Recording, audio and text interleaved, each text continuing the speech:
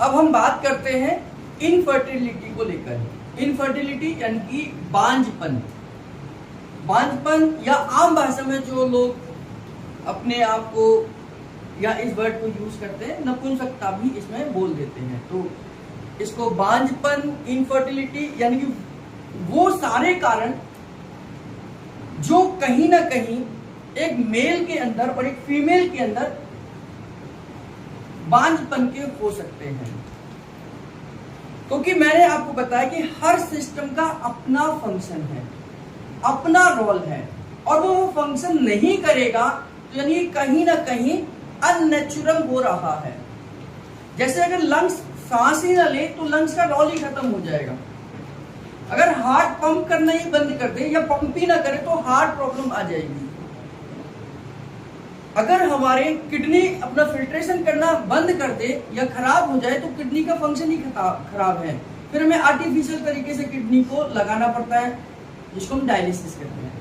ऐसे reproductive system का काम है एक नई जनरेशन की तैयारी करना, और कोई काम ही नहीं है इसका। रिप्रोडक्शन यानी कि रिप्रोडक्टिव सिस्टम का काम है प्रजनन तंत्र यानी कि एक नई संतति को जन्म देना, एक नई जनरेशन को जन्म देना। ये जनरेशन आगे और आगे और आगे बढ़ती चली जाती है ना। आज के नजरिए में इसको अलग तरीके से हम देखते हैं, लेकिन इसका जो फंक्शन है, मेन जनरेशन हमारी संतति को, हमारी जो पीढ़ी है, हम कहते हैं हमारी पीढ़ी दर पीढ़ी या हमारा वंश आगे चलाने की परंपरा है। तो उस परंपरा के लिए ये रिप्रोडक्टिव सिस्टम बना है, अपनी जनरेशन को आगे बढ़ाने के लिए, अपनी पीढ़ी को आगे बढ़ाने के लिए, अपने खानदान की निशानी को आगे बढ़ाने के लिए, है ना।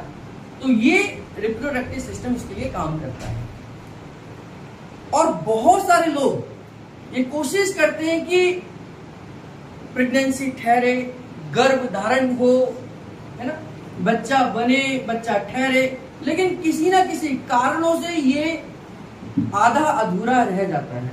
और इसीलिए चाहे वो महिला हो या पुरुष हो, अगर वो इस सिस्टम में नेचुरल तरीके से नॉर्मल फंक्शन नहीं कर पा रहा है तो उसे एक हीन भावना की दृष्टि से भी देखा जाता है, उसे कहीं ना कहीं बीमार व्यक्ति के तौर पर भी देखा जाता है। बीमार व्यक्ति केवल वो नहीं है जिसको पेट में दर्द है, कमर में दर्द है, सिर में दर्द है या फिजिकल कहीं पेन है। बीमार व्यक्ति वो भी है जो इनफर्टिलिटी का भी शिकार है, यानी बांझपन का शिकार है। हालांकि ऐसा व्यक्ति दिखने में नॉर्मल है, कोई इसमें गड़बड़ी नहीं है, वो बिल्कुल ठीक ठाक दिख रहा है, लेकिन फिर भी एक नेचुरल प्रोसेस, एक नेचुरल काम को करने में वो असमर्थ है ना। कहीं ना कहीं कोई ना कोई कारण है। तो ये मेल में भी हो सकता है और फीमेल में भी हो सकता है। तो मेल के अंदर, क्योंकि ये अकेले एक व्यक्ति की काम नहीं है, यानी कि एक का काम नहीं है, ना तो फीमेल इसको कंप्लीटली अकेले कर सकती है, ना ही मेल अकेले कर सकता है। तो इसके लिए दोनों का फिट होना बहुत जरूरी है। मेल का भी फिट होना जरूरी है, फीमेल का भी फिट होना जरूरी है। अगर फीमेल में कोई गड़बड़ी है तो भी ये प्रोसेस कंप्लीट नहीं हो सकती, अगर मेल में कोई दिक्कत है तो भी ये प्रोसेस कंप्लीट नहीं हो सकती। तो आज हम वही कारणों को समझेंगे, हम उन्हीं टॉपिक्स पे बात करेंगे कि ऐसे कौन कौन से कारण हो सकते हैं कि मेल और या फीमेल के अंदर इनफर्टिलिटी आ सकती है, यानी कि वे बांझपन के शिकार हो सकते हैं। ये जो पॉइंट है, ये जो कॉजेज हैं, ये जो कारण हैं, ये नेचुरल तरीके से भी हो सकते हैं जिसमें आपका कोई भी रोल नहीं है। जेनेटिक डिसऑर्डर है, आपका कोई रोल नहीं है, आपने कोई गलती नहीं करी, लेकिन फिर भी जेनेटिकल डिसऑर्डर है। हेरिडिटी डिसऑर्डर है जिसमें आपका कोई रोल नहीं है। एक्सीडेंट हो जाता है, इसमें आपका कोई रोल नहीं है, लेकिन कहीं ना कहीं दूसरे कारणों में आप जिम्मेदार हो जाते हैं। जैसे आपकी लाइफ स्टाइल गलत है, आपका उठने बैठने का तरीका गलत है, आप जो खाना खा रहे हैं उसमें कुछ गड़बड़ी है, तो कहीं आप जिम्मेदार हैं और कहीं आप जिम्मेदार नहीं हैं। तो उन सभी दोनों कारणों को, जहां आप जिम्मेदार हैं वो कौन से हैं, जो आप जिम्मेदार नहीं है उनमें कौन से कारण हो सकते हैं, इन सबको हम डिटेल में देखेंगे। तो सबसे पहले हम देखते हैं मेल इनफर्टिलिटी के कौन कौन से कारण या कौन कौन से कॉज हैं। तो मेल इनफर्टिलिटी में जो पुरुषों के अंदर यानी कि जेंट्स के अंदर कारण बन सकते हैं ऑर्गन एबनॉर्मलिटी। ये पहला कारण है ऑर्गन एबनॉर्मलिटी। देखिए किसी भी प्रोसेस को कंप्लीट करने के लिए, जैसे हार्ट को पूरे शरीर को ब्लड सप्लाई पहुंचाने के लिए हार्ट की जो पंपिंग है वो नॉर्मल होनी चाहिए, हार्ट की शेप बिल्कुल ठीक होनी चाहिए, हार्ट का साइज बिल्कुल ठीक होना चाहिए, तभी वो पंप करेगा और पूरी बॉडी में ब्लड सप्लाई जाएगी। इसी तरीके से हमारे रिप्रोडक्शन के लिए, प्रजनन के लिए हमारे ऑर्गन्स का भी सही डेवलपमेंट होना जरूरी है। बहुत सारे जेंट्स में उनका पेनिस का एरिया या स्क्रोटम का एरिया अनडेवलप्ड रह जाता है, एबनॉर्मल रह जाता है या एबनॉर्मल हो जाता है, जिसकी वजह से कहीं ना कहीं स्पर्म के प्रोडक्शन में कमी आ जाती है या इंटरकोर्स के दौरान वो सही जगह पर स्पर्म नहीं पहुंच पाते हैं और वह कारण बन जाता है ऑर्गन एबनॉर्मलिटी का। यानी कि वो ऑर्गन जो है जिसमें इस पूरे सिस्टम में जो ऑर्गन इन्वॉल्व है वो कहीं ना कहीं एबनॉर्मल है, वो कहीं ना कहीं छोटे हैं या कहीं ना कहीं उनमें कोई ना कोई गड़बड़ी है। तो ये एक कारण बन सकता है। दूसरा कारण सेक्सुअल डिसफंक्शन। सेक्सुअल डिसफंक्शन का मतलब ये है कि उन एक्टिविटीज में वो प्रोसेस जो है डिसफंक्शन है, यानी कि उसके जो ऑर्गन है वो प्रॉपर तरीके से वर्क ही नहीं कर रहे। दिखने में तो ठीक है, नॉर्मल साइज है, शेप भी ठीक है, लेकिन जो उनका मेन फंक्शन है वो प्रॉपर तरीके से नहीं हो रहा है। जैसे सही समय पर स्पर्म का बाहर आना जरूरी है। केवल इंटरकोर्स करने से फर्टिलाइजेशन होगा ऐसा तो बिल्कुल भी नहीं है। इंटरकोर्स के बाद में एक हीट जनरेट होती है, जो हमने बताया इजैकुलेटरी डक्ट स्टिमुलेट होती है, फिर वहां से सीमेन पास आउट होता है और सीमेन पास आउट जब तक वजाइना में नहीं होगा तब तक वहां पर 30 से 40 करोड़ स्पर्म नहीं पहुंचेंगे, वो एग को फर्टिलाइज नहीं करते। तो यानी कि आपने इंटरकोर्स किया लेकिन सीमेन पास आउट ही नहीं हुआ अंदर, है ना। तो उस वजह से भी सेक्सुअल डिसफंक्शन की वजह से भी इनफर्टिलिटी हो सकती है। इरेक्टाइल प्रॉब्लम, बहुत सारे आजकल गलत आदतों की वजह से, बचपन में की गई गलतियों की वजह से या बहुत सारी गलत हैबिट्स की वजह से इरेक्टाइल डिसफंक्शन हो जाता है, यानी कि इरेक्टाइल डिसफंक्शन हो जाता है, यानी कि प्रॉब्लम आ जाती है। अब इंटरकोर्स के दौरान उनके पेनिस में इरेक्टाइल नहीं होते या बहुत सारी समस्याएं आती हैं। बहुत सारे पेशेंट बताते हैं कि जब उस समय पर इंटरकोर्स के समय पर वो टेढ़ा हो जाता है या उसका साइज चेंज हो जाता है या बहुत सारी समस्या आती है, तो इसे हम इरेक्टाइल प्रॉब्लम कहते हैं, जो इंटरकोर्स के समय पर इनफर्टिलिटी का कारण बन सकता है। अर्ली डिस्चार्ज है, बहुत सारे मेल के अंदर ये प्रॉब्लम खास तौर से देखी जाती है कि जब इंटरकोर्स के दौरान उनकी जो जिस लेवल पे वो पहुंचते हैं अर्ली डिस्चार्ज होता है, यानी कि अगर कोई फीमेल टच भी करती है तो भी अर्ली डिस्चार्ज होता है। कई उनके सब वो जो उनको भावनाएं आती हैं अंदर तो वो भी दिक्कत हो जाती है, यानी कि सही समय पर जब डिस्चार्ज नहीं होगा तो ये ईडी यानी कि अर्ली डिस्चार्ज की प्रॉब्लम हो जाएगी।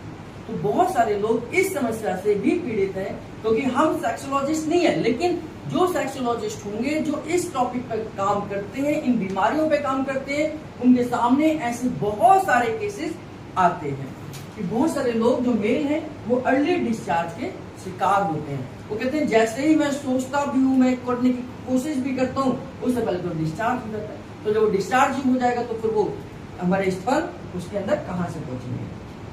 पांचवा कारण हो सकता है टेस्टोस्टेरोन की गड़बड़ी होना।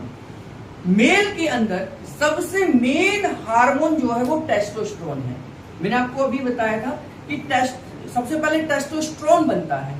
ये टेस्टोस्टेरोन आगे जाकर इंटरस्टिशियल सेल स्टिमुलेटिंग हार्मोन को स्टिमुलेट करता है। ये हार्मोन आगे जाकर इंटरस्टिशियल सेल को स्टिमुलेट करता है, और जब इंटरस्टिशियल सेल स्टिमुलेट होती है तो स्पर्म बनता है। यानी कि ये सीक्वेंस है, ये किसी में भी इसमें अगर गड़बड़ी आती है तो उस समय पर स्पर्म सही क्वालिटी क्वांटिटी में नहीं बनेंगे, है ना। यानी कि टेस्टोस्टेरोन एक हार्मोन है जो मेल के अंदर टेस्टिस के अंदर जाकर ICSH यानी कि इंटरस्टिशियल सेल स्टिमुलेटिंग हार्मोन को स्टिमुलेट करता है। ये हार्मोन जब स्टिमुलेट होगा तो सेल की जो टेस्टिस की जो सेल है, इंटरस्टिशियल सेल है, वहां से स्पर्म बनेगा, अगर ये प्रोसेस ही नहीं होगा तो स्पर्म बनेंगे ही नहीं, यानी कि आपके टेस्टोस्टेरोन की गड़बड़ी की वजह से भी इनफर्टिलिटी हो सकती है जेंट्स के अंदर। अगला है छठा जो पॉइंट है हमारा, छठा पॉइंट है हमारा स्पर्म क्वालिटी। स्पर्म की क्वालिटी होना चाहिए, है ना। क्वालिटी का मतलब अच्छी क्वालिटी के साथ स्पर्म होने चाहिए। क्वालिटी का मतलब है कि जब हमारे स्पर्म हेल्दी स्पर्म होंगे तो हेल्दी स्पर्म ही हमें, कल हमने पढ़ा था कि ओवम को फर्टिलाइज करने के लिए 3000 अच्छी क्वालिटी अच्छे हेल्दी स्पर्म की जरूरत होती है, जो खुद ही स्वस्थ है, सुस्त से पड़े हुए हैं, बीमार हैं, उनके अंदर खुद में न्यूट्रिशन नहीं है, तो वो कैसे जाकर उस एग की लेयर को गला पाएंगे। और जब वो जो एग की लेयर है वही नहीं गलेगी तो अंदर वो एंटर कर ही नहीं सकते। वो 3000 तो पहुंच रहे हैं, लेकिन वो 3000 उस पतले दुबले से हैं, बीमार स्पर्म है, टेढ़े मेढ़े से हैं, तो वो कैसे उस एग की लेयर को फर्टिलाइज यानी कि उसको गला पाएंगे और अंदर एंटर कर पाएंगे। तो यानी कि स्पर्म की क्वालिटी भी होना जरूरी है, केवल संख्या नहीं चाहिए, संख्या नहीं चाहिए, हमें क्वालिटी वाली संख्या चाहिए। तो स्पर्म की क्वालिटी अच्छी होनी चाहिए, नहीं तो ये जो मेल है ये इनफर्टिलिटी का शिकार हो सकता है।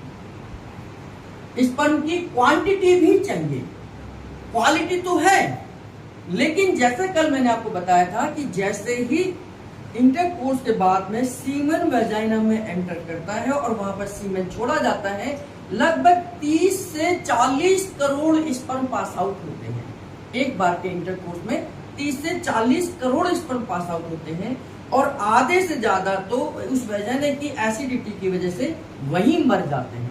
उनमें से कुछ आगे बढ़ते हैं और उनमें से कुछ और आगे बढ़ते हैं, और केवल कुछ हजारों की संख्या में ही वो एग के पास पहुंचते हैं और उसे फर्टिलाइज कर पाते हैं। यानी कि क्वालिटी भी चाहिए और क्वांटिटी भी चाहिए। तो क्वालिटी और क्वांटिटी दोनों ही जब अच्छी होंगी तभी वो हमारे स्पर्म एग को फर्टिलाइज कर पाएंगे। अगर इसके 10 करोड़ हैं, किसी के स्पर्म केवल 10 करोड़ ही बन रहे हैं, तो कल हमने बात करी थी ओलिगोस्पर्मिया हो जाता है।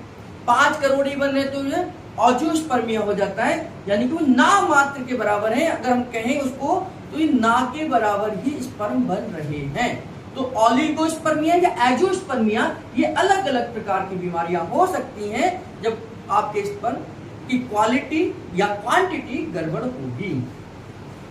नेक्स्ट है nature of sperm. Nature of sperm का है कि जो हमने कल देखा कि स्पर्म क्या है, अल्कलाइन नेचर में होने चाहिए। अल्कलाइन नेचर में ही जीवित रहते हैं, ज्यादा समय तक जो जीवित रहते हैं वो अल्कलाइन नेचर में रहते हैं। अगर किसी के कारण से, किसी भी वजह से अगर किसी आदमी के स्पर्म एसिडिक नेचर के हैं तो आगे जाकर कभी भी एग को फर्टिलाइज नहीं कर सकते। तो स्पर्म की क्वालिटी यानी कि उसकी जो पीएच लेवल है वो अल्कलाइन ही होनी चाहिए। और कितनी होती है? 7.5 से लेकर 8.5 के बीच में हमारे सीमन की पीएच वैल्यू होती है। तो 7.5 बहुत ज्यादा तो नहीं है, लेकिन वो अल्कलाइन नेचर है। अगर व्यक्ति का नेचर एसिडिक नेचर है, उस व्यक्ति का बॉडी बहुत ज्यादा एसिडिक नेचर है, तो उसका असर उसके बनने वाले स्पर्म पे भी पड़ेगा, और जैसे ही स्पर्म एसिडिक नेचर में जाएंगे उनका काम अपने आप ही खत्म हो जाएगा। तो यानी कि स्पर्म की जो नेचर है वो अल्कलाइन होनी चाहिए। स्पर्म की जो पीएच वैल्यू है वो 7.5 से लेकर 8.5 तक होनी चाहिए। डिफेक्टिव स्पर्म, कल हमने पढ़ा था कि कुछ डिफेक्टिव स्पर्म भी बन जाते हैं। कई बार 2 मुंह वाले बन जाते हैं, कई बार 2 पूंछ वाले स्पर्म बन जाते हैं। वो 2 मुंह और 2 पूंछ वाले जो स्पर्म हैं वो एग को फर्टिलाइज नहीं कर सकते, क्योंकि जो क्वालिटी एक स्पर्म की है अब वो 2 हिस्सों में डिवाइड हो गया। तो यहाँ पर भी वो केमिकल बन रहा है, यहाँ पर भी वो केमिकल बन रहा है, लेकिन वो केमिकल बहुत कम क्वांटिटी में बन रहा है। अगर ये दोनों मिलकर एक ही केमिकल को बनाए तो ये केमिकल ज्यादा अच्छी मात्रा में बन सकता है, जो स्पर्म को, जो एग को डिसॉल्व कर सकता है, यानी कि एग की लेयर को भेज सकता है। अब 2 पूंछ वाले हैं, मान लीजिए स्पर्म में ये 2 पूंछ वाले, एक पूंछ इधर भागने की कोशिश कर रही है, एक पूंछ इधर भाग रही है, तो 2 पूंछ वाले होते हैं, 2 मुंह वाले होते हैं, तो इनको हम बोलते हैं डिफेक्टिव स्पर्म। तो ऐसे भी स्पर्म बनते हैं जो डिफेक्टिव होते हैं। तो ये डिफेक्टिव स्पर्म भी हमारी इनफर्टिलिटी के कारण बन सकता है, यानी कि हमारे बांझपन का कारण ये बनता है। लाइफ स्टाइल, आजकल की जो लाइफ स्टाइल है ये सबसे बड़ा कारण है, सबसे मेन कारण है हमारी इनफर्टिलिटी का। ये हमारे ऊपर है। मैंने अभी आपको बताया कि कुछ कारण ऐसे हो सकते हैं जो हमारे वजह से हो सकते हैं और कुछ कारण ऐसे हो सकते हैं जिनमें हमारा कोई रोल नहीं है। तो ये लाइफ स्टाइल सीधे के सीधे आपसे संपर्क में है, यानी कि आपके कारण है। आप बहुत ज्यादा स्मोकिंग करते हैं, बहुत ज्यादा ड्रिंक करते हैं या बहुत ज्यादा मेडिसिन का यूज करते हैं, तो ड्रिंक करने वाला, स्मोकिंग करने से आपके स्पर्म की लाइफ पीरियड कम हो जाती है, आपके स्पर्म की क्वांटिटी कम हो जाती है और आपके स्पर्म की क्वालिटी भी गिर जाती है। तो बहुत ज्यादा जो स्मोकिंग करते हैं, बहुत सारे केसेस में वहां जाकर जब वो डिस्कस करते हैं डॉक्टर के साथ में, तो डॉक्टर यही बोलता है कि आपकी स्मोकिंग की वजह से, आपके धूम्रपान की वजह से, चैन स्मोकिंग की वजह से या आपके चैन ड्रिंकिंग की वजह से हर घंटे, हर 2 घंटे में आप सिगरेट पी रहे हैं, ये आपके स्पर्म की क्वालिटी और क्वांटिटी को गड़बड़ कर सकते हैं। तो ये हमारी लाइफ स्टाइल है, ये हम जिम्मेदार हैं, ये हम जिम्मेदार हैं कि हमारी वजह से स्पर्म यानी कि नहीं बन पा रहे हैं। डायबिटीज अगला कारण बनता है। डायबिटीज क्या है? ये एक ऑटोइम्यून डिसऑर्डर है। डायबिटीज क्या है? एक स्लो बीमारी है। डायबिटीज क्या है? बहुत सारी बीमारियों की जननी है। तो डायबिटीज के बारे में क्या कहते हैं कि diabetes is not a single disease, it is a mother of many disease, है ना। तो डायबिटीज क्या है? Diabetes is not a single disease, ये एक बीमारी नहीं है बल्कि ये बहुत सारी बीमारियों की माँ है। बहुत सारी बीमारियां इसके लगने से, इसके होने से आ जाती हैं। तो इनफर्टिलिटी भी एक बीमारी है जो इनफर्टिलिटी को जन्म देती है, आपकी डायबिटीज। डायबिटीज अनकंट्रोल है, आपकी बहुत ज्यादा डायबिटीज बढ़ी रहती है, तो शुगर का लेवल आपके ब्लड में बढ़ा रहेगा और वह आपकी इम्यूनिटी को डाउन रखता है और आपके ऑर्गन्स की फंक्शन को भी इनएक्टिव कर देता है, हाइपो कंडीशन में कर देता है। तो डायबिटीज की वजह से भी हमारे जो स्पर्म है सही क्वालिटी और क्वांटिटी के नहीं बनेंगे और ये डायबिटीज हमारी फंक्शनल को, यानी कि हमारे सेक्सुअल एक्टिविटी को भी डाउन कर देता है। बहुत सारे केसेस में ये देखा गया है, बहुत सारे केसेस में ये डॉक्टर्स के पास जाते हैं पेशेंट कि डायबिटीज की वजह से उनका ईडी वाली जो प्रॉब्लम है, अर्ली डिस्चार्ज की प्रॉब्लम आ जाती है। तो डायबिटीज अर्ली डिस्चार्ज की प्रॉब्लम बन सकता है, डायबिटीज इरेक्टाइल डिसफंक्शन का कारण बन सकता है। तो डायबिटीज की वजह से ये दोनों समस्याएं आ सकती हैं। तो डायबिटीज इन 2 बीमारियों का कारण बन सकती है। तो डायबिटीज है। अगला हमारा है वेरिकोसिल। वेरिकोसिल जो है ये उसी तरीके का है जैसे हमारे पेट के अंदर हर्निया हो जाता है, हमारे पेट के अंदर हर्निया हो जाता है। वेरिकोसिल उसी तरीका है जैसे हमारे पैरों में, काफ मसल्स में आपको वेरिकोस ऑफ वेन हो जाता है। वेरिकोसिल और वेरिकोवेन ये दोनों ही एक ही तरीके की बीमारी है। वेरिकोस वेन यानी कि वेरिकोस ऑफ वेन में क्या होता है? वेरिकोस ऑफ वेन में क्या होगा कि आपके पिंडलियों में नीली नीली नसें दिखाई देने लग जाती हैं, यानी कि आपकी पिंडलियां की जो नसें हैं वो फूल जाती हैं और नीली नीली बिल्कुल साफ दिखाई देती हैं। ये किस कारण से होता है?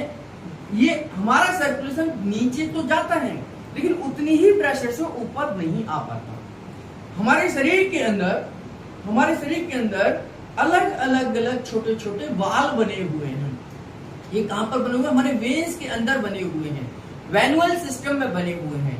इन वाल्व का काम है, ये वाल्व इस तरीके से होते हैं, ये वाल्व इस तरीके से होंगे, तो ये वाल्व इस तरीके से ऊपर से ब्लड नीचे आता है, तो यहाँ पर जब ये नीचे निकलता है तो प्रेशर क्रिएट होता है इससे, उस प्रेशर की वजह से ये वापस चला जाता है, इस प्रेशर की ही वजह से वापस चला जाता है। लेकिन ये वाल्व जो है ये धीरे धीरे कर ऐसे हो जाता है। अब इसमें ज्यादा प्रेशर होगा या इसमें ज्यादा प्रेशर होगा? कोई चीज अगर हम नीचे डालें तो ये प्रेशर से इससे ज्यादा नीचे जाएगी या इससे ज्यादा जाएगी? ये इससे जाएगी। तो ये वाल्व क्या है? लूज हो गया। अब लूज वाल्व जब होगा तो सर्कुलेशन नीचे जब जाएगा तो उसका प्रेशर खत्म हो जाता है और वो उतने प्रेशर से वापस नहीं आ पाता। और ये जो समस्या होती है ये अगर काफ मसल यानी पिंडलियों में हो जाए तो ये वेरिकोस ऑफ वेन कहलाती है। और यही समस्या हमारे जब टेस्टिस के अंदर होती है, टेस्टिस की जो वेन है उनमें हो जाती है तो ये वेरिकोसिल बन जाती है। वेरिकोसिल यानी वेरिकोस ऑफ टेस्टिस, यानी कि टेस्टिस के अंदर, स्ट्रोटम के अंदर नीली नीली नसें उसके चारों तरफ दिखाई देने लगती हैं। अब ये हमारे वेन के अंदर कैसा ब्लड होता है, तो हमारा डीऑक्सीजनेटेड ब्लड होता है, यानी कि कार्बन डाइऑक्साइड वाला होता है, तो अशुद्ध रक्त बोलते हैं। तो अशुद्ध रक्त की वजह से वहां पर प्योर ब्लड की सप्लाई कम हो जाती है। प्योर ब्लड की सप्लाई कम होने की वजह से अब प्योर ब्लड में क्या फर्क है कि उस प्योर ब्लड में ऑक्सीजन है। ऑक्सीजन क्या है, हमारे सेल की बेसिक नीड है। तो लैक ऑफ ऑक्सीजन की वजह से हमारे टेस्टिस, हमारे स्ट्रोटम की सेल डैमेज होने लग जाती हैं और यह माना जाता है कि इनफर्टिलिटी जितने भी केसेस जेंट्स के अंदर हैं उनमें 30% कारण हमारा वेरिकोसिल बन जाता है। मेल के अंदर 30% जो इनफर्टिलिटी के केसेस हैं उनमें जो रोल है वो वेरिकोसिल का है। ये भी हमारी बॉडी के नेचर पर ज्यादा डिपेंडेंट करता है, यानी कि अगर हमारी बॉडी का नेचर एसिडिक है, मेल की बॉडी का नेचर एसिडिक है, तो एसिड की बढ़ने की वजह से ये वेरिकोसिल हो सकता है। तो और वेरिकोसिल मैंने आपको बताया कि यहाँ पर ब्लड जमा होने लग जाएगा, और वो भी कौन सा ब्लड, आपका डीऑक्सीजनेटेड ब्लड, प्योर ब्लड नहीं, डीऑक्सीजनेटेड ब्लड। और इस ब्लड की वजह से यहाँ ऑक्सीजन की कमी हो जाती है और टेस्टिस अनडेवलप्ड रह जाते हैं। तो ये वेरिकोसिल भी हमारे बांझपन का कारण बन सकता है। हेल्थ फैक्टर, हेल्थ फैक्टर का मतलब है कि जो पुरुष है वो माल न्यूट्रिशन का शिकार है, कुपोषण का शिकार है, पतला दुबला सा है, ऐसा कि कोई तेज हवा भी चले तो बेचारा गिरी जाए, तो ऐसा जो दुबला पतला सा आदमी होगा जो अपने शरीर का खुद भार नहीं सहन कर पाएगा, तो हम कैसे कल्पना कर लेंगे कि उसके अंदर बनने वाले स्पर्म अच्छी क्वालिटी के होंगे। तो माल न्यूट्रिशन की वजह से, कुपोषण के शिकार की वजह से उसके जो स्पर्म है इंटरनल, क्योंकि ऑर्गन डेवलप नहीं होंगे, ब्लड सप्लाई डेवलप नहीं होगी, और तो और विटामिन, मिनरल्स, कार्बोहाइड्रेट, फैट, इन सब की डेफिशिएंसी की वजह से ये स्पर्म भी तो यहीं से मिलेंगे। यानी ये स्पर्म के बनने के लिए भी तो रॉ मटेरियल चाहिए। जब स्पर्म को बनने के लिए रॉ मटेरियल नहीं होगा तो ये क्या होगा, हमारा हेल्थ फैक्टर इसमें इन्वॉल्व हो जाएगा। तो यानी कि हमारे माल न्यूट्रिशन की वजह से, हमारे शरीर में कुपोषण की वजह से हमारे ऑर्गन्स अनडेवलप्ड हो जाते हैं, माल न्यूट्रिशन हो जाता है, कुपोषण हो जाता है, और कहीं ना कहीं ये स्पर्म के प्रॉपर ना बनने का कारण बन जाता है। जेनेटिक इश्यू, जेनेटिक इश्यूज का मतलब है, जेनेटिक इश्यूज हम उनको कहते हैं, इसमें भी आपका कोई रोल नहीं है कि जब फॉर्मेशन हो रहा है, जब किसी बच्चे का फॉर्मेशन होता है तो कहते हैं कि 8वें महीने पर टेस्टिस बनने शुरू हो जाते हैं, 7वें महीने पर, 8वें महीने और 8.5 महीने पर वो धीरे धीरे बाहर निकलना शुरू हो जाते हैं। यानी कि जब बच्चा पैदा होता है तो टेस्टिस के साथ पैदा होता है, स्ट्रोटम के साथ पैदा होता है, विदाउट टेस्टिस और विदाउट स्ट्रोटम नहीं होता। तो उस समय पर जेनेटिक डिसऑर्डर्स में, यानी कि टेस्टिस बन चुके हैं, स्ट्रोटम बन चुका है, लेकिन जेनेटिक डिसऑर्डर में ये कहीं ना कहीं अनडेवलप्ड रह जाते हैं या डिफॉर्मिटी आ जाती है, टेस्टिस प्रॉपर नहीं बन पाते हैं, टेस्टिस के अंदर जो सेल है वो प्रॉपर नहीं बन पाते हैं, और यहाँ पर हम कहते हैं इसको मैन्युफैक्चरिंग डिफेक्ट। यानी कि बच्चे के अंदर मैन्युफैक्चरिंग डिफेक्ट को हम जेनेटिकल डिसऑर्डर कह सकते हैं। ये जेनेटिकल डिसऑर्डर कि जब बच्चे का निर्माण हो रहा है, बच्चे के अंदर की प्रोसेस जो सेल बन रही हैं, उन सेल के अंदर डिफेक्ट होना जेनेटिकली डिसऑर्डर हो सकता है। इन्फेक्शन, लंबे समय तक इन्फेक्शन आपके जेनेटल ऑर्गन्स में अगर बना रहे तो ये भी हमारे बांझपन का कारण बन सकता है, क्योंकि इन्फेक्शन की वजह से लंबे समय तक अगर आपके जेनेटल ऑर्गन्स में इन्फेक्शन है तो ये सेल को डैमेज करता है, सेल को इरिटेट करता है। मैंने आपको बताया था कि फीमेल के अंदर जो सर्विक्स कैंसर है, ये सर्विक्स कैंसर का कारण ही सबसे बड़ा यूटीआई है। लगातार लंबे समय तक जब यूटीआई रहता है तो पस सेल्स डेवलप होती है, इरिटेशन होती है, और उसी इरिटेशन से वहां पर सर्विक्स का कैंसर डेवलप होता है। इसी तरीके से जेंट्स के अंदर भी लंबे समय तक यूटीआई है या लंबे समय तक जेनेटिकल इन्फेक्शन है, खाज है, खुजली है या आसपास के एरिया में कुछ भी समस्या है, स्किन डिजीज है, प्रॉपर तरीके से हाइजीन नहीं है, उसकी वजह से भी वहां पर आपके स्पर्म की क्वालिटी और क्वांटिटी डिफेक्ट हो सकती है, उसकी गड़बड़ी हो सकती है। तो बहुत सारे लोगों को आज हमारे देश में बहुत सारे लोग हैं जो हाइजीन वर्ड का मतलब ही नहीं जानते हैं। क्यों? क्योंकि उनको जो लगता है कि हम जैसे रह रहे हैं वही सब कुछ ठीक ठाक है।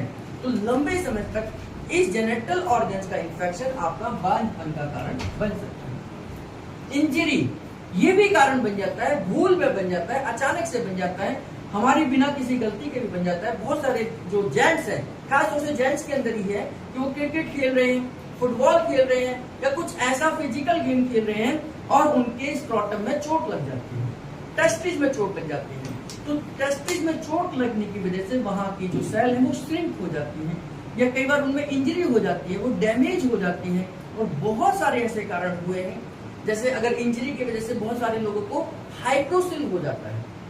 हाइड्रोसिल का मतलब कि आपके अंडकोश के अंदर यानी कि आपके स्क्रोटम के अंदर पानी का भरना। हाइड्रो का मतलब पानी है और हाइड्रोसिल, सिल का मतलब ये आ गया आपका वेरिकोसिल, है ना। तो यानी कि अंडकोश के अंदर पानी का भरना आपका हाइड्रोसिल है। तो ये भी आपका इंजरी की वजह से होता है। एथलेटिक्स जो दौड़ने का काम ज्यादा करते हैं उनको भी ये समस्या हो सकती है जो मैंने आपको इंजरी के केसेस में बताई। तो इंजरी का केसेस में किसी को भी कभी भी कैसे भी चोट लग सकती है। बचपन में लगी हुई चोट आपको बाद में परेशान कर सकती है।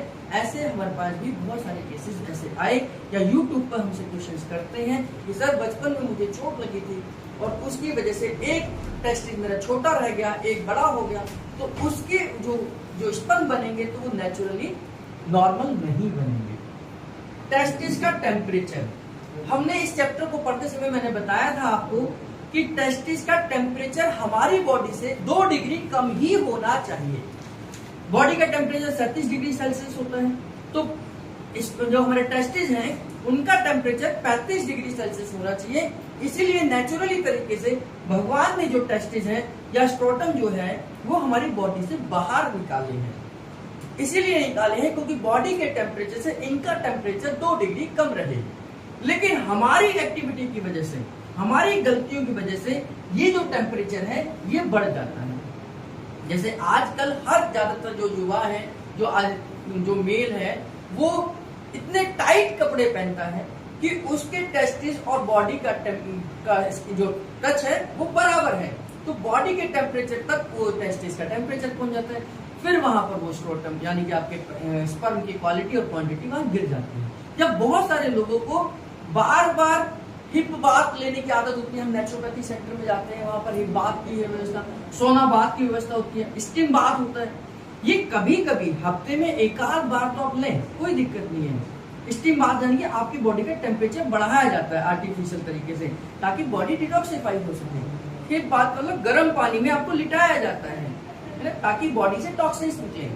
तो हफ्ता 10 दिन में एक बार तो बहुत ठीक है, लेकिन बहुत सारे लोग इसको अपनी लाइफ का हिस्सा बना लेते हैं। तो सोना बाथ डेली ले रहे हैं, हिप बाथ डेली ले रहे हैं, या वो जो स्टीम बाथ है वो डेली ले रहे हैं, तो उसकी वजह से आपके टेस्टिस का भी टेम्परेचर बढ़ता है। और जैसे ही टेम्परेचर आपका बढ़ेगा टेस्टिस का, आपके स्पर्म नॉर्मल नहीं बनेंगे, नॉर्मल नहीं बनेंगे। तो हमें ये प्रयास करना चाहिए खासतौर से जेंट्स को कि हमें यहाँ पर प्रॉपर तरीके से हवा का आदान प्रदान भी जरूरी है।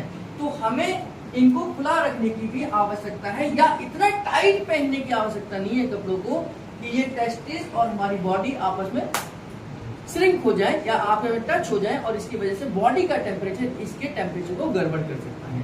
तो टेस्टिस का टेम्परेचर भी या नेचुरल तरीके से किसी का हाई ही रहता है, हमने नहीं करा लेकिन फिर भी बॉडी का टेम्परेचर हाई है, बहुत सारे लोगों का टेम्परेचर हाई रहता है, तो उसकी वजह से भी आपके स्पर्म और उसकी क्वालिटी और क्वांटिटी में फर्क आ सकता है। Side effect of medicine, side effect of medicine का होता है कि हम बहुत सारी बीमारियों में लगातार मेडिसिन खाते हैं, लगातार मेडिसिन खाते हैं, तो उन मेडिसिन के साइड इफेक्ट की वजह से भी हमारे स्पर्म के जो सेल है वो डैमेज हो जाते हैं। जैसे स्टेरॉइड है, अगर हमारे को स्किन डिजीज है, हमारे बाल झड़ रहे हैं, हमारे को कोई ऐसी बीमारी होगी जिसके लिए हमें स्टेरॉइड लेना ही पड़ता, अस्थमा है, ब्रोंकाइटिस है ना, या हमारे को सोराइसिस है, या हमारे को कुछ और ऐसी डायबिटीज है, तो इनमें एक समय पर आकर, या ऑटोइम्यून डिसऑर्डर है, या मल्टीपल स्क्लेरोसिस है, या एमएनडी है, बहुत सारी ऐसी बीमारियां हैं जहां पर ना चाहते हुए भी डॉक्टर हमारी लाइफस्टाइल के साथ स्टेरॉइड को जोड़ देता है। स्टेरॉइड का इतना ज्यादा साइड इफेक्ट होता है कि वो नेचुरल हार्मोन्स को डिस्टर्ब कर देता है। इसलिए जो लोग स्टेरॉइड ले रहे हैं उनके अंदर हार्मोन इम्बैलेंस होना एक आम समस्या होती है। जिन्होंने भी 1 साल से स्टेरॉइड ले रहे हैं, चाहे वो माइल्ड डोज हो चाहे हैवी डोज हो, जो लोग भी स्टेरॉइड लेते हैं तो उनके हार्मोन्स इम्बैलेंस होने एक स्वाभाविक समस्या होती है, और उन हार्मोन इम्बैलेंस में यहाँ पर ये साइड इफेक्ट ऑफ मेडिसिन निकल कर आता है। रेडिएशन, अगला जो कारण है रेडिएशन का है। बहुत सारे लोगों की जॉब ऐसे दायरे में होती है, ऐसी जगहों पर होती है जो ना चाहकर भी रेडिएशन के संपर्क में आते हैं। जैसे खास तौर से आपने देखा होगा एक्सरे के बाहर रूम में लिखा जाता है, एक्सरे के जहाँ रूम होता है कि यहाँ पर गर्भवती महिलाओं का प्रवेश वर्जित है ना, यानी कि यहाँ पर प्रेग्नेंट लेडी नहीं आ सकती। क्यों नहीं आ सकती? क्योंकि जो एक्सरे की रेज होती है जो बहुत खतरनाक होती है, ये आपके होने वाले बच्चे को डिफेक्ट कर सकती है। अब जो दिन भर वहां पर खड़े होकर एक्सरे कर रहा है, चलो एक पेशेंट आया वो तो चला गया, लेकिन मेरी ड्यूटी तो दिन भर की है, 50 लोग आ रहे हैं, तो मुझे 50 बार उन रेज को निकालना है, तो मैं तो उसमें इन्वॉल्व हो रहा हूँ। कहीं ना कहीं डायरेक्ट और इनडायरेक्ट मुझे पता भी नहीं चलेगा कि मैं उसमें इन्वॉल्व हो गया। या कई सारे लोगों की जॉब रेडिएशन वाली जगहों पर होती है, जैसे कहीं पर कुछ भी, जैसे हमारे बहुत सारे देश में ऐसे रेडिएशन सेंटर हैं जहां उनके साइंटिस्ट हो, चाहे वो किसी भी प्रकार के है ना, तो वहां पर ना चाहकर भी उनकी जॉब उस रेडिएशन के क्षेत्र में है, तो वो डेली उससे जुड़ रहे हैं। और बहुत सारे लोगों को ये भी आदत होती है, जैसे आजकल तो हम कहते हैं कि हमारे रेडिएशन किससे ज्यादा निकलता है, मोबाइल से भी बहुत ज्यादा निकलता है। हमारे मोबाइल से रेडिएशन निकलता है, हमारे ब्रेन में बीमारी आ जाती है। हम मोबाइल को यहाँ रखते हैं, ज्यादातर यही रखते हैं जेंट्स तो यहाँ से वो लगातार रेडिएशन हमारे टेस्टिस के एरिया में जा रहे हैं, तो यहाँ रखने से भी हमारे टेस्टिस के एरिया पर इफेक्ट पड़ता है, और ये रेडिएशन हमें पता ही नहीं चल रहा। हम यानी कि स्लो पॉइजन के शिकार हो रहे हैं। स्लो पॉइजन का मतलब ऐसा पॉइजन जो आपको पता ही नहीं है और हम उसे इनटेक करते चले जाते हैं, है ना। तो यह भी रेडिएशन का, इस तरीके से भी मोबाइल का इफेक्ट आपके इनफर्टिलिटी का कारण बन सकता है। ये स्लो है, धीरे धीरे है। अब वो 12 साल का बच्चा भी यहीं से रखना शुरू कर देता है मोबाइल को। अब वो 12 साल से 18, 25, 22, 25 साल तक चलता है, वो इतने 10 सालों में तो उसका टेस्टिस ही गड़बड़ हो जाएंगे, है ना। तो उन बच्चों को ये ध्यान करना है कि रेडिएशन से उनको बचाना है। और ऐसे जो क्वालिटी के फोन आते हैं जिनसे किसी से थोड़े कम निकलते हैं, किसी से बहुत ज्यादा निकलते हैं। जो चाइनीज फोन है उनसे तो बहुत ज्यादा रेडिएशन निकलते हैं, है ना। तो चाइना तो वैसे ही बदनाम है, तो चाइनीज फोन में तो बहुत ज्यादा रेडिएशन है, तो उनसे तो और हमें बच के रहना चाहिए। तो ये रेडिएशन भी हमारे स्पर्म की क्वालिटी और क्वांटिटी को गड़बड़ कर सकते हैं और हमें पता ही नहीं चलेगा, ये पता ही नहीं चलेगा। ओबेसिटी, मोटापा, बहुत सारे लोग इतने मोटे मोटे हो जाते हैं, उनका पेट इतना आगे लटक जाता है, 150 केजी तक वेट हो जाता है, 250 केजी तक वेट हो जाता है। वह ना तो इंटरकोर्स प्रॉपर तरीके से कर पाते हैं, और मैंने बहुत सारे ऐसे केसेस देखे हैं कि उसमें डॉक्टर्स यही बोलते हैं कि आपके मोटापा की वजह से आप इनफर्टिलिटी के शिकार हैं। तो आपका मोटापा यानी कि ओबेसिटी इनफर्टिलिटी का बहुत बड़ा कारण बन जाती है, चाहे वो ये मेल के अंदर और फीमेल के अंदर, दोनों के अंदर है। मेल के अंदर भी मोटापा कारण बनता है और फीमेल के अंदर भी बनता है। ये रेडिएशन मेल के अंदर भी बन सकता है कारण, और फीमेल के अंदर भी बन सकता है ना। तो क्योंकि हमारी आजकल फीमेल्स भी जींस से बनती है, तो उस तरीके का रेडिएशन का इफेक्ट उनके वेजाइना के एरिया में ओवरीज के अंदर पड़ सकता है। एस्ट्रोजन और प्रोजेस्टेरोन, यानी कि कुछ पुरुषों के अंदर महिलाओं के हार्मोन डेवलप हो जाते हैं, कुछ पुरुषों के अंदर महिलाओं के हार्मोन डेवलप हो जाते हैं, और उनका जो रुझान है वो महिलाओं के बदलकर पुरुषों की तरफ हो जाता है। ये है तो पुरुष, लेकिन उनका रुझान किधर चला गया, पुरुषों की तरफ चला गया। तो ये हार्मोन इम्बैलेंस भी इनफर्टिलिटी का कारण बन सकता है। तो इनकी ये जो एंड्रोजेंस हमने जो लिखा था, एंड्रोजेंस का मतलब कि फीमेल के अंदर मेल वाले कैरेक्टर आ जाते हैं और मेल के अंदर फीमेल के कैरेक्टर आ जाते हैं। अब जो इंटरनली फीमेल है, ऑर्गन्स उसके मेल के हैं, लेकिन इंटरनल उसके विचार, उसके मन, उसकी भावनाएं फीमेल वाली हैं, तो वो फीमेल के साथ तो इंटरकोर्स कभी करेगा ही नहीं।